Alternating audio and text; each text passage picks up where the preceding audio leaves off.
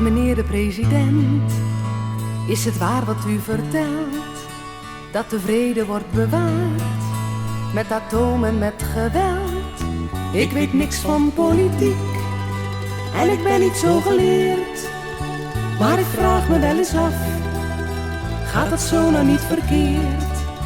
Want meneer de president, alle kinderen uit Berlijn, en uit Moskou en Iran, kunnen vrienden zijn, blank of zwart, wat maakt het uit? Dat is geen probleem. Onze aarde is zo groot, er is plaats voor iedereen. Van Salvador tot Yokohama, vanaf de Pool tot aan de Evenaar.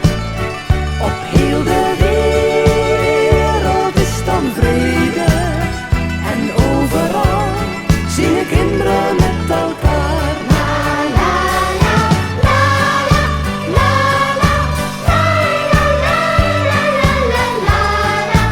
la la, la la la la, la la la la, la la la la, la la la la, la la la la.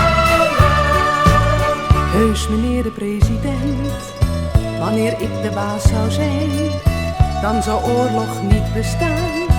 Ja, dat lijkt me fijn, want ruzie met elkaar los je heel eenvoudig op.